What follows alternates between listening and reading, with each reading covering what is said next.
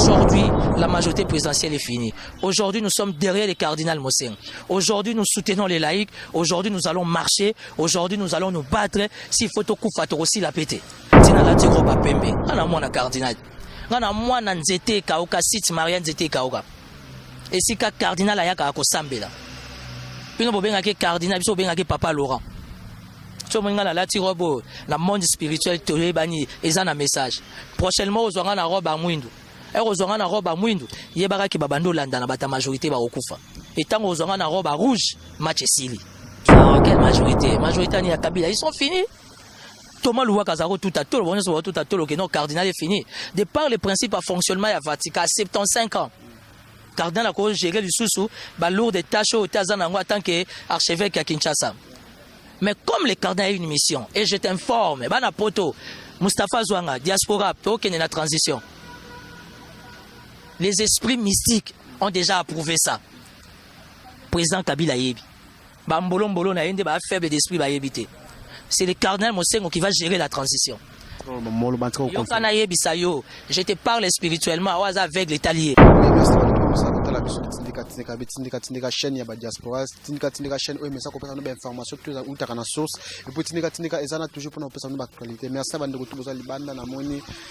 Rifé Kisombe, Papi Kelly, Rifé Kisombe, Vilanga Malade de Londres, le champion Bambote Belé, puis Kwame Chaka, Motema ya Bijou Tats na Londres, on a vu en tout cas, petit no pena c'est pour la geste au salaire pour l'anniversaire, en tout cas, merci beaucoup Vilanga, merci Bambote Belé, puis merci na bande kutu botala katindika, tanti Nathalie Munde qui na Irlande, merci Mado Munde qui venu tout botaka ngapwa, Mbote mais l'autre obeta masula politique na moi na mboka Timothée le noir, o le lo alto moni système échangé et comme na bazamala pembe so kezani to so na expliquer biso par rapport ya habillement là si ce que Nicolas Banini et l'oni azo penser finalement comme tel limbo soit déjà na Timothée le noir bonjour mon mboka Timothée le noir bonjour ndeko Yannick Stopira une fois de plus merci pour l'invitation biso za na mbinza toi loka ba papi tambate ba locataire biso kola na mbinza a omoni et c'est pas na biso ozomona ba soko ya bilamba bazo bongisa jardin azo bongisa ça veut dire ozomona pelouse lokwa na kingakati et pas Kabila pelouse yango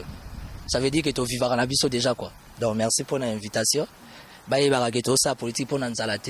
Nous faisons la politique parce que nous aimons cette nation et la République a besoin de nous. Et on monite que na bonga j'ai des DG d'ensemble to lemba bangote. Timothée le noir mutpezo crechezo finga na taka voisin na simana biso papi tambaza voisin na ngana simana biso ma ko futa ndako te. Azo chacha makele on na RTNC azo finga cardinal Mosengo mais cardinal Mosengo na expliqué yo biloko cardinal Mosengo azana en termes ya cause l'actionnaire. Donc c'est un faux débat. Je critique pas Papi Tamba, je n'ai pas le temps aux yeux Papi Tamba, aux yeux na muto nani. Oya za na sima mamo ya musicien onani, bobenga nani. O soki mbingazor wana donc ba kombo moka kalabo yo mbingazor, ba politicien kalaba nzuluka ata bourgmestre ata na territorial ba che kombo na été. Donc quand même cadre na cadre communicateur il y a MP, il faut quand même un peu moins considération. Considération ils MPC Koufi. Ne mélangeons pas les genres. MPC Koufi. Kabila est resté solitaire. Aota la vie naïe, famille naïe, nabana naïe, un point entre. Autrement dit sa propre politique. Kabila n'a ni à Aubin, ni à Mova, ni à XYZ. Donc les gens ne comprennent pas, les gens rêvent et les choses changent du jour au jour. Plus tozola mukaba donner ils ont changé. Batunde faut ba koma. Mais Timothée le noir attention par rapport à l'actualité. Affaire yande kona oje koko pata ki to mona ki aza acteur politique aza na IDPS na bi ki aza na IDPS na soka longwa mais azalika na IDPS état de santé là est-ce que vous pétant ya combien en état là. Je ne suis pas très proche à Jekoko, on se connaît, on se respecte. Jekoko était très conscient que azo vandana ba diabolo entre autres bata majorité. Si je me trompe pas, Jekoko na Francis Kalombo bazaki les duos bazaro salamo ba mission moko ya katimini na cadre kaka ba intérêt majorité. La majorité présidentielle ya RDC eza loka bozo fêter na diabolo. Omoni diabolo. Ti bo va na bozo lia. O to a 9 to a 10 a déjà qu'il na 20 à folia pao. Je suis très déçu pour Jekoko par rapport à son état de santé. Jekoko était conscient il y a catégorie batoni nazo vanda na bango. Mais ce qui m'a étonné, bata parquet bazala ki wana ba contrôler Jekoko, plutôt ba surveiller. J'apprends que Baeko Bengana, Bata Parke, Bache Bata Aner. Moi, je me pose la question. Nanya Kangi Jekoko photo wana pour na publier. C'est pour dire que même au sein de l'année, nous avons sauté baza contre Bisso. Ils appellent na mingo baza pour Bisso par rapport à la combat que nous avons mené pour la délivrance. Parce que nous ne parlons plus en termes de libération. Là maintenant nous parlons en termes de délivrance et à République. C'est dur pour Jekoko. Je suis informé. J'ai parlé avec l'honorable Jean-Jacques Moutouale. Vient nanga bengainga. Na sololi na moi bato ebele. Na moni pe ba publication ya papa nanga Zakari Bababaswe.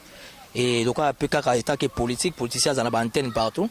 J'ai appelé une amie, Azad docteur dans l'urgence wana. On a confirmé que oui, réellement Jekoko est dans un sale état. Donc pourquoi n'est pas confirmé ça va rapatrier et risquer vraiment à Koufa. Ali Apao. Ça sera très compliqué parce qu'en fait, Jekoko représente une force na Funa et na Moamba, particulièrement dans l'Imete Kingabwa. Okobo ya Jekoko te po Jekoko a beta batebele ba député beta ba on a cadre de combat politique. C'est un garçon connaît Jekoko, Assalama Kamba frappe à bala, Assalama Kamba passeport. La vie d'un homme c'est comme ça, tout le monde a un passé, tout le monde a un parcours. Mais aujourd'hui, il est très malade dans un sale état bon. Biso tozaka bana maman, tozo bondela nzamba batela. Mais par rapport à ça, c'est comme si na suka pe poso pe no bana e bana trop ya PP da longo ki MLC ki ba ki mo te bloko na pe bino ba te politique pe ça no pe les sont Timothée. Non, c'est qui tue la politique au Congo, c'est très difficile de trouver quelqu'un qui est cohérent. C'est très difficile de trouver quelqu'un qui est conséquent. Moi on m'a traité de tout pour na Sami Badibanga. Ti lelo na changera position te. Ça veut dire que na yeba Sami Badibanga. Depuis Kala na Sokodam azaki collaborateur na vie na ngai mwana mongala moko ana mbongo ebele boye Jean-Paul Dambana Jean-Paul Dambana qui a beaucoup de moyens azanati na politique te pour tonga somba à na société na Sokodam, une grande société, il y a fret et douane qui aide beaucoup la République. Alors vous voyez quoi, c'est là où je connais Sami Badibang. Il y a longtemps comme un premier ministre qui a sollicité que non vieux aux tâches moko lourdes tika cha au poids. Quand on fait la politique surtout au Congo, il faut être très conséquent. Et puis, ce qu'il faut éviter, c'est de rouler avec la majorité. La majorité des Kabila, c'est une majorité de satanistes. C'est une majorité de démons. Il y a un monde lobby na messe, ba bete bango vraiment banga. Bango nyo soit zappé ba catholique. Alors bazasko maka c'est pour tout bando pouvoir na bango na butu. Tozo na masoleta li messe le catholique au salari lobby. Mais Timothée no vraiment que non Jekoko na suka na tobi kadari na IDPS to confirmer ngo meto moni réaction IDPS style le. C'est que moi je n'aime pas na IDPS. Particulièrement pas Félix Yango. Je n'ai rien contre Félix Tshisekedi. Je les respecte. Azui Ngengenaye, Azui Grâce Naye. Moi, il ne m'inspire pas. Ngaï Félix Tshisekedi, depuis 2015, j'ai le même discours. Même spirituellement, je ne le sens pas. Kalaminga était avant Bonani, Baoto Kanga Daniel Safou. Daniel Safou, tant Bakanga qui est avant Bonani. Daniel Safou ne jure qu'au nom de Félix. Il n'y a eu aucune lettre, aucun mouvement, aucune procédure, aucune démarche où il y a eu des pèses. Aujourd'hui, j'ai Jekoko parmi au cadre, il y a eu des pèses. IDPS, il y a tenté au thé na primature. Na vie na yo achisa gi mire na achisa couleur na mire lupang. Venons les encore les politiciens kala na ba kwafa kala tengama tenté au Congo. Ozomona. Jekoko azalaki cadre, il y a eu des pèses. Mais le président Félix Tshisekedi, bino ba bobenga ke soki fachi. Il doit se manifester. En fait, c'est ça les erreurs ou encore les erreurs politiques à Félix. Ça veut dire que quand on s'attaque à un cadre, un haut cadre, voire même à un militant qui milite jour et nuit pour les partis, il y a autorité. Il faut se rendre utile. Aujourd'hui, Jekoko souffre. Où est Félix? Il est en Europe. Azan Badjip nae, la moi va publier ma photo na Facebook Azaro mais la soki wapi, soki peut quitter les cas qui a comme Bunda, je n'ai pas très bien compris ba image en gros. Bref, je n'ai rien contre lui, je le respecte, je respecte son combat. Mais nous voulons avoir des autorités politiques, des leaders politiques dignes. Raison pour laquelle je reviens à la case du départ. Il est faux, Bissonio soit diaspora banamboka, nous soyons derrière les cardinals Mosengo. Après tout, canard, lobby, Félix Tshisekedi, des personnes à moi qui tout le monde peut près de presse, il y a secrétaire général à Baloba qui est ce qu'on a qui a une réaction par rapport à ça, il y a Jean-Marc Kaboun. Non, moi je suis ni de l'opposition, je suis ni de la majorité. Moi je suis de la République. Position dans la République. Au moins, on a minute, tu as mis balé dans la position. Na kansara na zanga moko ke tozala mibale na papa nanga cardinal. L'objectif c'est la République. Parce que c'est aujourd'hui les soi-disant leaders opposition nde bazolinga basa accaparer na action de l'église catholique ou ya biso ba laïque. Non. Moi mon combat ce n'est pas la comment dire l'opposition ni la majorité. Pour preuve, Jean-Marc Kaboun, secrétaire général UDPS, lobby AMS na chemise à pamba. C'est un problème d'éthique. Oh, Stopira, on fait la politique. Faisons les choses avec noblesse. Faisons les choses bien. D'abord, nous sommes devant la présence de Dieu. Il a bénéficié d'une invitation, certainement, je crois. Respectons la politique, respectons notre métier, même si la politique n'est pas un métier. Mais Bissolo a Congo to commissaire au métier. Secrétaire général, un homme politique qui se démarque du jour au jour à Zomata. Le cas Jama Kaboun, aye Messi, Amounene Bongo, en mémoire, il y a Bandeko, militant, Bakoufaki, aye na chemise à Pamba. Bref. Monier sur le vélo, na minute le réserve importé à chapeau cardinal. Moniere bundi trop association ba tente bata moniere butu ba benga na chibala bazu ba prado bazu ba $100,000 to ya bimisa la vérité beletika nao toi tu joues Timothée dans continuer mais tout ce qu'on va moquer pour na jiko est-ce que makamuzuli ka jiko pese no pe leçon te bino bactère politique non makamuzuli ke pas jiko il fait pas sa leçon nga été ngate parce que je suis constant na position nga position nga c'est la République il faut rappeler petit ba autorité bele to yebi ba lo baron ba même so batinda rapport que Timothée no beta muto wana batinda ngate nga batinda ngate Stopira oyebi nde to fonctionnaire na debouyaka vi na ngai moko nga na mwana mama a to ça le monsieur pa na biso na mbinza pigeon tu vois et pour oyebi na se débrouillera ezali to kaboli ezate Stopira to bengani yo yebi soki nazaki lokoso si j'étais un garçon spécialiste à Rosa ba courbette nangana za standing à ma case j'ai ma petite vie j'ai ma femme j'ai mes enfants na sala ona koko sala o ekokinga na mungongo na ngai ça veut dire que sali j'ai coco était à bateau tant aux rouler na majorité faut ça l'attention ouais kimbuta bana poto botu na sopia ouais kimbuta na zonga za ndota baba so mona baba loti à lobby kimbuta zongi à lobati bala ki mbilo mo boyebi azolo bate poigne on joue pas avec du feu. Si Kimbuta zongi, oui, d'accord, il n'y a pas de problème. Pourquoi il y a une commission qui gère la ville? Kimbuta Mutalela poste naïm. Il y a qui gouverne. Soit disant outils soins médicaux. Aïe, allez à l'écran TVT. Tout le jour, ngana tozokuta na ba camion nanzela. Et ça ko évacuer matiti na ordanan. Il y a Némit, directeur du cabinet chef de l'État on la matiti. Izala teka na Congo. Bref, mais le plus important, à ça ko assainir ville, c'est ça la priorité. Ndemo yebi Kimbuta na lolendo na ya ki gouverneur tande Kimbuta scriptura zaiko ya Josa na moni jipa ya Josa na gangi ya Josa za na jipa $160,000 balank les VX V8 $160,000 combien de ndako na bumbu 3-4 mapango na bumbu elandala tu comprends voilà donc Kimbuta si réellement zongi to mona e Timothée to zonga par rapport à ma solette aller mettre le bozaï mais ça photo livre filmer livre filmer livre on a titre là oya zana besoin livre fatine la ngala livre ozomona ba comment on pas professeur Ndaiwel oya za laïque il y a majorité mais les lots majorité attaqué laïque les lots professeur Ndaiwel aza ya kobatama il a une insécurité totale avec sa famille. Ces livres parlent de la RDC et sika to outil et sika to zangano na minito na esika to zokende livre quand ozomona ngo simple tunangelo kamala mwezanya so koti na bureau ya cardinal na table na ezali donc ti omoni cardinal a koti komboyo livre ko makambo ebele oyo atindela nga €200 na tindeli yango Timothée le noir façon phénomène de la politique na na nemo ça mais tout ça par rapport à message message ya cardinal za ki ni finalement bino bozala ki wana ba politique. Le cardinal était là, cardinal Lobagité abelouye à Lobaki, le message était fort, c'était un message très vibrant, un message costaud balaï ki babi wa otikate ba bangelo côté. La 5 balobi derrière les cardinals bakoti kapete et puis balobi komba elongo ya musuni to komi na combat mystique to moni ba robe o elatami pomba simana olata ya noir mbala simo kozonga na o ya rouge so manga la lati robe rouge yebaka ke to ba to za symbolique ya yo lingolo bani yango la remonte na lati pembe système ba sango bani et système ba sango te to sa politique ne lo kwanzoto. Moi je passe pas à la télé pour faire plaisir aux gens. Moi, quand je passe à la télé, je sais ce que j'ai fait. Si na lati roba pembe, kana mwana cardinal. Kana mwana nzete kauka site Marianne nzete kauka. Et si ka cardinal ayaka ko sambela. Pino bobenga ke cardinal, biso bobenga ke papa Laurent. So mwenga na lati robo na monde spirituel tolé bani ezana message. Prochainement ozwanga na roba mwindu. Ozwanga na roba mwindu, yebaka ki babando landa na bata majorité ba okufa. Et tant ozwanga na roba rouge, match esili. Parce que ba like bazo bani par rapport ba activité ba mbao sala pour na ba marche ba neske ba doser no bene pour ba mort pour les ba marche silité Ba programme ça dans des réseaux sociaux, l'OBP Samaki na messe, bato base à la discrété. S'il faut marcher, on va marcher. Les 19, les 18, les 19, les 20, les agrèves. Biso bato bana batanga pas ba catholique, to consoler bana. Les 18, les 19, les 20, bana barotanga te bazana ndako. Stopira, ces pays nous appartient. Ces pays n'appartiennent pas à Tundu.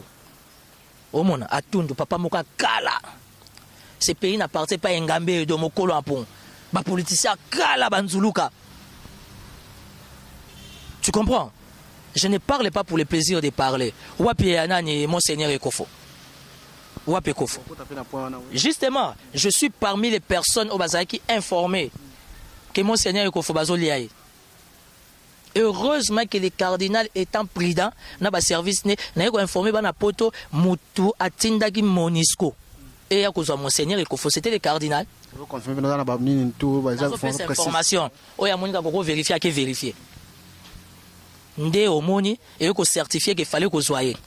Parce qu'il n'y avait aucun service à l'État oyo à koka ko soit. Il fallait qu'à Monisco ait ko soit. Ndé Ekofo, je confirme, pasteur Ekofo, il y a église protestante, il y a SCC, à les États-Unis avec toute sa famille. Pourquoi va canner Ekofo? Parce qu'il a dit la vérité. Pourquoi? Parce que Ekofo zong si ba on anzela. Au moins une majorité et si toi on est étape sous ya ofinga la té. Toi on est étape to bunda na butu stopira. Ya on moni bana poto fo ba fonga ba misu. Ça ne sert à rien à faire des troubles inutiles.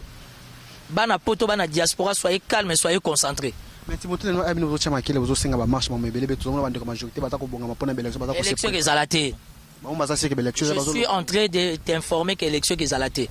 Il y a une élection ba so candidat na matata ponyo. Bon tu es so candidat parce que c'est yeba nyeta na ba réseaux sociaux. Matata mtoza dauphin. Oh matata no beba yo kana raté. Oben il s'est sali bana nyeba na mikie. Tu vois, donc je disais aux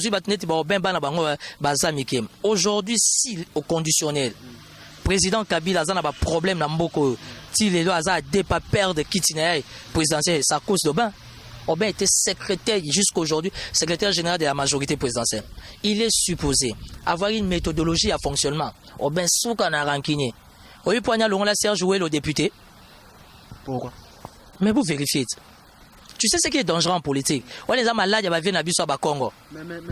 On est malade à Congo, il y a un abandon. So on va venir à Congo, bazo kanate, oh fait papa qui massa, fait papa gindo qui va kanate. So ko tali na kuze zeli kamba mwasi. Ba Congo ba wela magama belete magama mwasi. Malade wana yango eze pa batabandon apparemment aussi.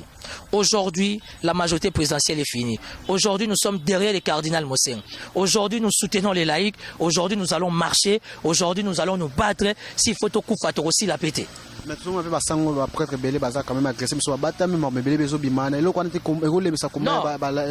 sommes en République démocratique du Congo. Et puis même au sein du Vatican, on a fonctionnement d'ango. La démocratie imprime. Pour preuve, Mingi Peba Monseigneur. Bazoliambo en majorité. Il y a des abbés, des prêtres Bazoliambo en majorité. Tu sais pourquoi on a choisi Monseigneur Ambongo? Non, mais c'est le choix du cardinal. Non, quelle majorité? Majorité ni à Kabila, ils sont finis. Thomas Loua Kazaro tout à tout, le non, cardinal est fini. De par le principe à fonctionnement à Vatican à 75 ans. Cardinal a cause géré du sous-sous, lourd des tâches au Tazanango en tant qu'archevêque à Kinshasa. Mais comme le cardinal a une mission, et je t'informe, Bana Poto, Mustafa Zouanga, diaspora, aucune la transition. Les esprits mystiques ont déjà approuvé ça. Président Kabila Yebi. Bambolo na yende ba faible d'esprit ba yebité. C'est le cardinal Mosengo qui va gérer la transition. Je te parle spirituellement, avec les taliers. Pourquoi le cardinal doit gérer ça? Parce que nous, les souverains primaires, la population, que dit-on, la voix du peuple, c'est la voix de Dieu. Nous sommes derrière les cardinals. La communauté internationale n'a aucun pouvoir sur cette nation sans la bénédiction de l'Éternel. Oh, Bissot Tozo représenté. Transition Tozo Kenda avec les cardinals pour dire est-ce que ce moni cardinal a yambi à taba opposant? Parce qu'il y a beaucoup opposant. Zate, association à Tintin. Oui, c'est un caméra et caméléon. Mais ma transition là, n'a quatre mois ya majorité lobby. Autant combo. Willy Bakonga le week-end non. Abi bozo rêver que transition ça casse au salamara jamais. S'il te plaît, Willy Bakonga c'est qui? Tatoyo bimisa makamu ce soit toi devant caméra. Ministre a ton appel de quoi la zo conçu par rapport à moi. C'est là. Bacha liste ba politicien, bacha pe Willy Bakonga.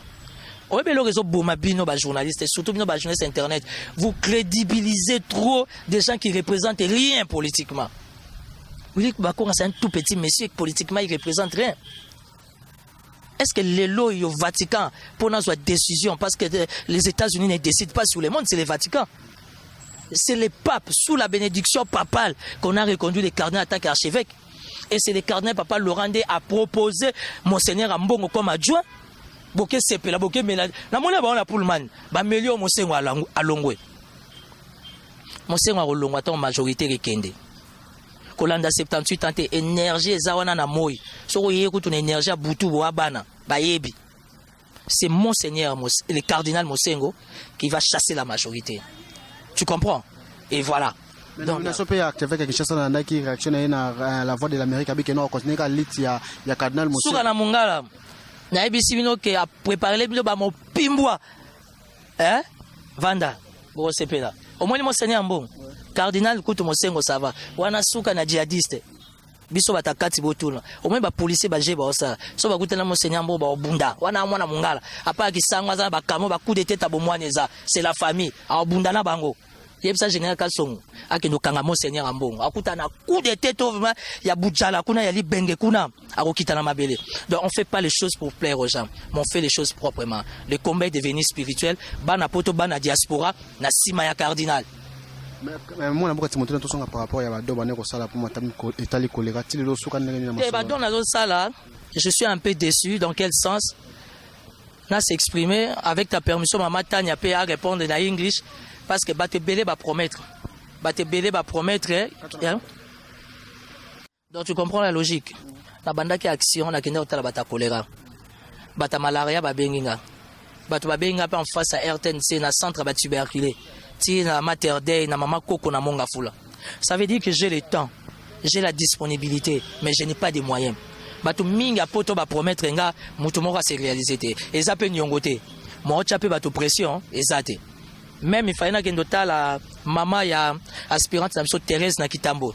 Moi je suis un homme de foule. Moi je suis un homme public. Na lingina kende kuna na coloration ya Timothée Lenoir en partenariat avec la diaspora, dans le sens que enveloppe bandeko diaspora ba pesi na ketika ya famille wana. Mais il faut éviter na ebisi OK. Ba risque c'est ba risque c'est belé faut la discipliner. Donc nazo senga na bata poto bata bonne foi ba fongola G naza na besoin mbongo bata kolera batinga message papa osundoli biso je suis gêné, je n'ai pas de moyens ngana kende ko tala bata kolera na compte à bata diaspora batindi mbongo mingi ba promettre ngam, raison pour laquelle j'insiste semaine otozo banda vraiment je me rends encore jeudi prochain ezada tinini bosela nga calcul jeudi prochain na lingi sous na kendo tala bango o yazana quelque chose à tindelinga yo yebi yangeza ya secrétaire ça va passer devant la caméra pour batapoto ba mona kembonga na bango batindi ezambonga matolote mais ezambonga ezo sunga pona yebi si passe stopira yo yebi et puis tout ko kitanga moko na yo to tala bata choléra et parce que bato ba bela choléra esangani na nzala. Vas-y comprendre. Avant tout ça, madame, tellement que sommes sur mon hypothèse de ville, le gouvernement provincial, pardon, ministre Willy a fait des déclarations contre les choléra que notre ville provinciale de Bazola de Lango. Au moins, ministre Willy, papa Nanga, ministre Willy a collé la lemba. J'étais dans la même classe avec sa fille. Au moins, Willy, ayagi na bula ede kimbuta, mais okuta na association ba tente, vie pas comme tente. Na hôtel de ville lo nya malonge ko bima. Yebi sangai. Bato ba soki 15 soki 18 mois impayés yebisanga lelo pe kimbuta de pa banda ko bela malade zo yeba na kombote na oki sangwa zo tanga so ina yebite so ko lebi lo ka mbwa za lambango siko mutu ndeti weloli un tout petit ministre komoni mareto sa politique ya moi sens ya politesse sa bonne éducation weloli aza papa nanga moyena palole za te pona ngena popola ye bien mais talaka ka na tchena c'est tout ce qui sort de l'hôtel de ville est foutu. Je préfère encore le directeur du cabinet du chef de l'État Néhémie, Ndengazolo la matiti, à qui peut bata choléra. Voilà. Ok, oui, tous on a côté madame Tania. Bonjour madame. Bonjour. Ah oui, tout le monde vous travaille à Timothée Lenoir. Ils ont les candidats collaboration à Bino par rapport à Bado Bono qui t'a salle. Yeah, first of all, I would like to thank you once again. Yeah, our collaboration, our work is going well. It's going well because we are one spirit, but We are, as you said, we're a little bit disappointed because you people trusted us for the first step that we did. But unfortunately, so many people gave their promises that they're going to do something, they're going to send money over so that we'll keep on doing our work. Unfortunately, a lot of people couldn't make it. So it's not that they owe us money, no, but it's because of our battlefield. Our battlefield, for it to come to accomplish, we need money. So we are still hoping that we'll keep on working together. It's not easy for us because, you know, most of the time, like when you guys are sending money, it's not that, like we are doing our own best with our own means, putting fuel into our cars, using it, moving to those areas. But we have more strength if you guys can keep on supporting us with, as you know, the issue here is all about money. It's not good when those people, you know, are calling saying that you guys have forsaken us, you guys promised us to come, but how come you're not coming? We just can't come there barren like that, no. For us to be there, we need money, we need to buy what we need to buy and support these people, assist them. Mais tout le monde a bado. Zobiso misa tunalingi otuna mama Tanya tosuki wapi. Parce que na remarqué bana poto bolimbisanga bata diaspora mais bata France na Belgique bo la kabiso trop. Na yo mona ke bata Londres.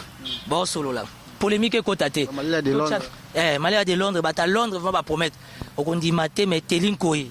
Yonde prêtre abenga to bandi anglais te omonya lenge mission politique à Timothée Lenoir c'est que changer version surtout aussi idéologie science to koti mabanga. Ça veut dire que j'ai senti que au niveau de la diaspora les anglophones baza plus flexibles baza comprendre réellement les vrais et les grands soucis à la République. Mais bande quoi France na Belgique et là on a lingara bango vivacité mais ba solo la té. Or ici il y a vraiment des vrais besoins. Il faut préciser que nous avons des journalistes d'investigation sur le terrain et que la réalité est belle. Dans la école, ils ont un soutien, les autres ont un hôtel à malade. Nous voulons que les gens soient à la souple. Et botini mbo on a bino. Comment on a ba image? Donc on a anglais pour bango yo ebiga. Oui, mais madame tatu mona ibo bana ba do bokati pourquoi bokati ba do na bo bana osala. Ba date pour penser ba date nyoso tout. Truly, we gave some dates whereby we were supposed to go there, but we couldn't make it, as I told you earlier on. We couldn't make it because of money. So many people have promised to send us money over, but unfortunately, they didn't send. So if they didn't send, we can't just, you know, stand up one day just like that, then we go there. No, we can't do that. For us to be able to fulfill our promises as the way we started, we need money. You guys have to send money over to make our job a little bit more easier. Because we can't even ask you guys to send money for us to buy petrol, as I said. There are some other fees that we cannot just talk it over here, that we are doing it on our own. But all we are just asking you, it's the money for support. They need food, they need medication, they need mosquito net, they need a lot of things. And there are some times whereby we just need to go and hire some doctors so to go and consult those people, because we are talking about cholera, we are talking about malaria, but beside that, these people are, you know, they're having infections and all that. For us to be able to discover that, we need doctors as well. So we need an assistance of doctors, and all that is require money. So you guys, if you don't send over, so how can we keep on with our mission? We just have to be on standby. That's all we can say. How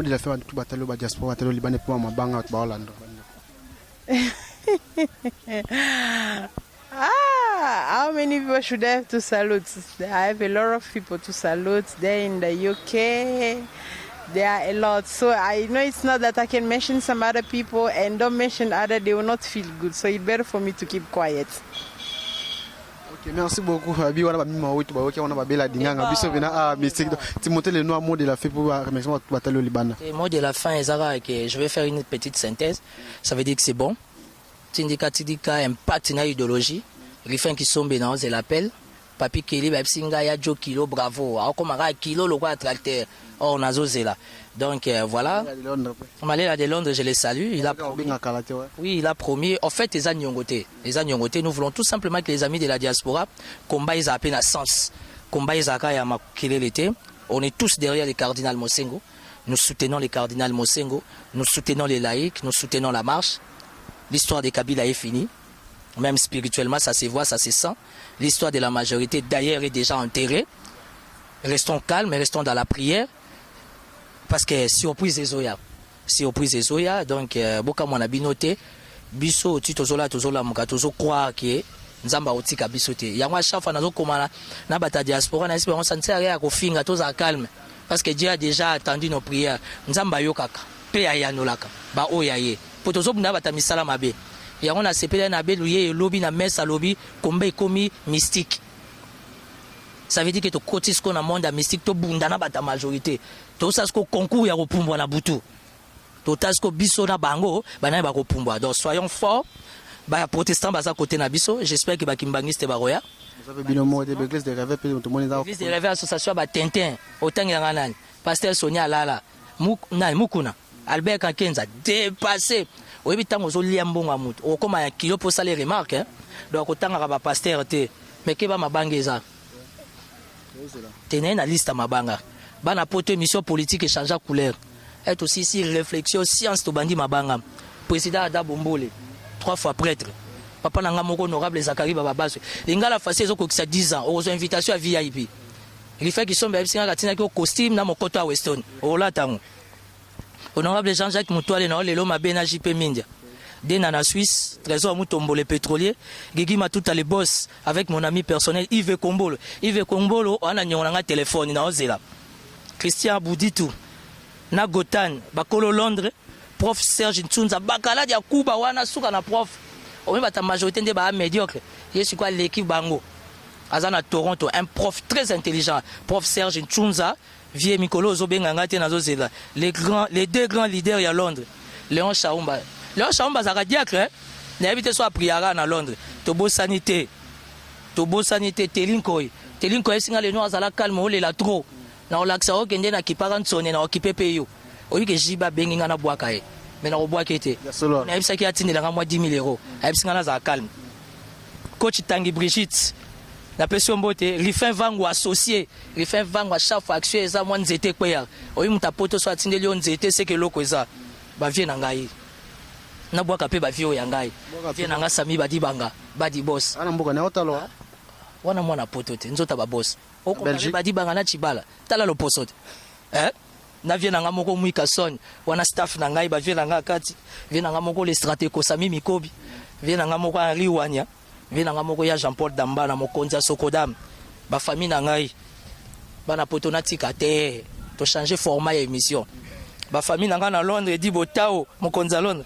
Maman Anne Tinde na France. J'ai dit que fille comme ma petite sœur propre. La plus belle fille de Johannesburg, c'est ton Yaya. Tu vois comment Yaya fait la fierté de la République.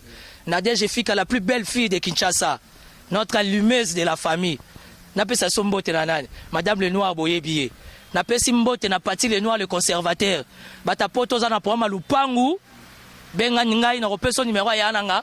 Akataka mapangu pas à crédible. Nani lisusu. Rifin qui sombe na bosa nyote. Joël akel ozana nyongo nange umeli. Na kosalo plainte na Interpol. Joël akel nyongo nange umeli. Jimmy achoko za nyongo nanga ya costume na Weston na zozela. Na bwa kesu nani. Papi Kelly ezo umela. Mima wetu obike batu na poto yo zolia menga na olia te. Donc na pesi mbote na collaboratrice nanga madame Tania Weli, elle est là. Félix Ouba, toujours système gaga ya mutoto. Na moni Gladi Mouya azolela libango kozwate.